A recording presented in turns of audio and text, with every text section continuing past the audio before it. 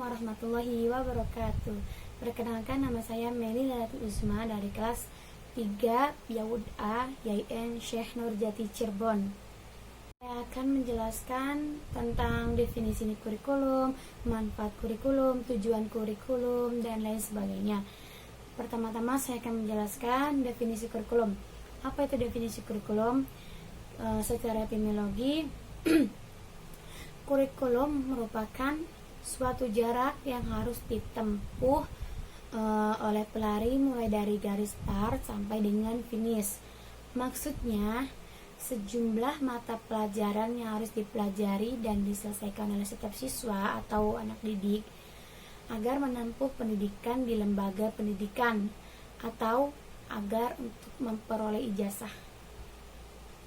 Terdapat manfaat kurikulum. Manfaat kurikulum terdapat beberapa pendapat, diantaranya sebagai berikut. Menurut guru, kurikulum dapat digunakan sebagai pedoman untuk merancang, untuk melaksanakan, dan mengevaluasi hasil kegiatan pembelajaran. Maksudnya, guru itu harus membuat laporan pembelajaran yang sudah dilaksanakan selama pembelajaran. Yang kedua, menurut sekolah, kurikulum dapat digunakan sebagai alat upaya pencapaian tujuan program pendidikan. Maksudnya, dalam sekolah itu pasti memiliki visi dan misi, karena itulah agar tercapainya tujuan sekolah. Yang ketiga, bagi masyarakat, kurikulum dapat dijadikan pedoman atau standar bagi orang tua dalam membimbing proses belajar anaknya. Maksudnya, sebaiknya orang tua membuat peraturan di rumahnya agar anak itu tidak lalai dalam belajar.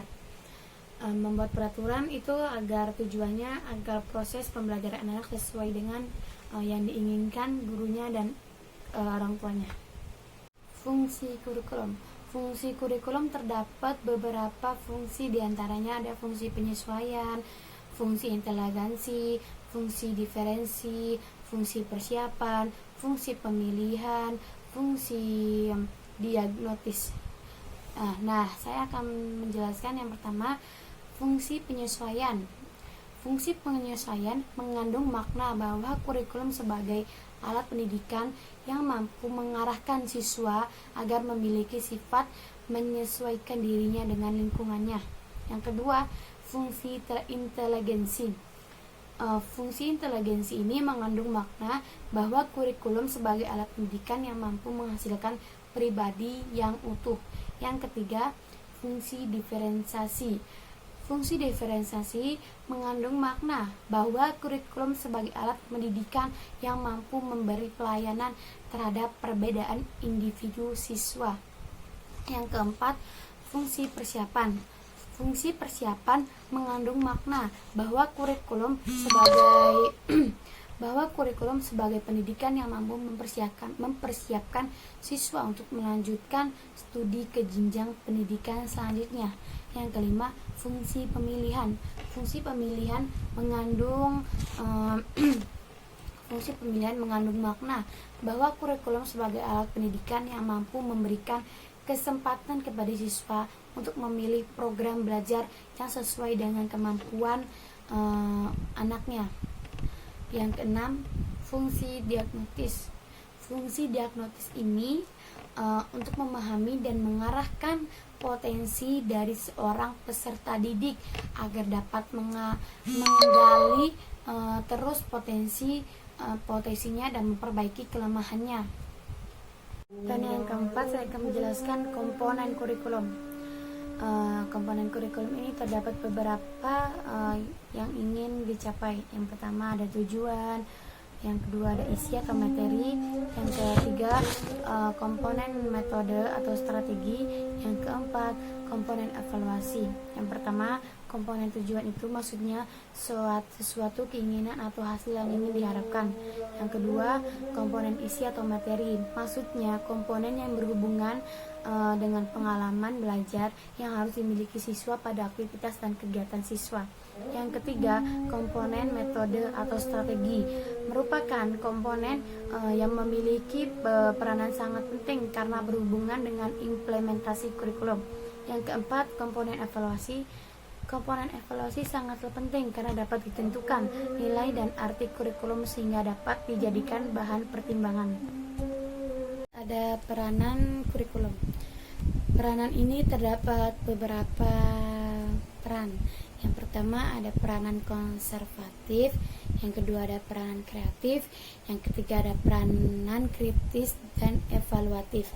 Yang pertama peranan konservatif, maksudnya itu untuk mentransmisikan nilai-nilai warisan budaya masa lalu yang masih dianggap relevan kepada generasi muda.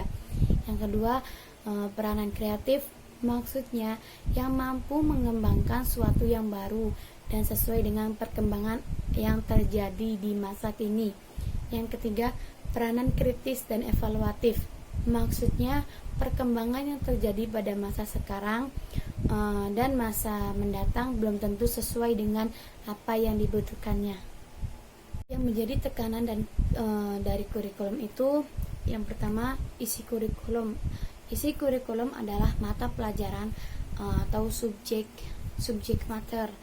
Hal ini diberikan pihak sekolah dan harus ditempuh oleh setiap siswa. Yang kedua itu ada tujuan utama pendidikan. Tujuan utama pendidikan itu agar siswa menguasai setiap mata pelajaran yang diberikan dan akhirnya siswa tersebut berhak untuk mendapatkan sertifikat atau ijazah sebagai bukti telah menyelesaikan program pendidikan yang telah ditempuh. Peraturan Menteri Pendidikan dan Kebudayaan Republik Indonesia nomor 137 nomor tahun 2014 tentang Standar Nasional Pendidikan Anak Usia Dini, bahwa kurikulum pendidikan anak usia dini adalah seperangkat rencana dan pengaturan mengenai tujuan, isi, dan bahan pengembangan serta cara yang digunakan sebagai pedoman penyelenggaraan kegiatan pengembangan untuk mencapai tujuan pendidikan tertentu. Ada definisi yang mencerminkan hakikat kurikulum sebagai program pendidikan atau plan for learning. Undang-Undang Nomor 20 Tahun 2003 tentang Sistem Pendidikan Nasional Bab 1 Pasal 1 menjelaskan kurikulum adalah seperangkat rencana dan pengaturan mengenai tujuan, isi, dan bahan pelajaran serta cara yang digunakan sebagai pedoman penyelenggaraan kegiatan pembelajaran untuk mencapai tujuan pendidikan tertentu. Hakikat isi atau mata pelajaran atau subjek mater menjadi pengalaman pelajaran experience. Kurikulum tidak hanya sebatas pada mata pelajaran subjek mater, akan tetapi seluruh kegiatan belajar pengalaman siswa di sekolah dan segala aspek yang mempengaruhi mereka di sekolah seperti guru, kepala sekolah, buku pelajaran, dan lain sebagainya itu sangat ngaruh. Perkembangan hakikat kurikulum itu ada beberapa. Yang pertama, kurikulum menekankan pada semua pengalaman belajar yang diterima siswa dan mempengaruhi perkembangan pribadinya. Yang kedua, kurikulum dapat diartikan sebagai semua kegiatan dan pengalaman belajar yang diterima siswa melalui jawab sekolah yang mencangkup kegiatan intrakurikuler dan ekstrakurikuler. Komponen tujuan. Tujuan kurikulum pada hakikatnya adalah rumusan tujuan dari setiap program pendidikan yang akan diberikan dan harus dicapai oleh siswa. Yang pertama itu tujuan pendidikan nasional, merupakan pendidikan pada tataran makroskopik, selanjutnya dijabarkan ke dalam tujuan intasional. Apa itu tujuan intasional? Tujuan intasional yaitu tujuan pendidikan yang ingin dicapai dari setiap jenis maupun jenjang sekolah atau satuan pendidikan tertentu. Yang ketiga, tujuan mata pelajaran. Tujuan mata pelajaran itu merupakan agar siswa itu memiliki kemampuan dasar untuk berpikir logis dan kritis, rasa ingin tahu, intuisi, memecahkan masalah dan keterampilan dalam kehidupan sosialnya. Yang keempat, tujuan pembelajaran.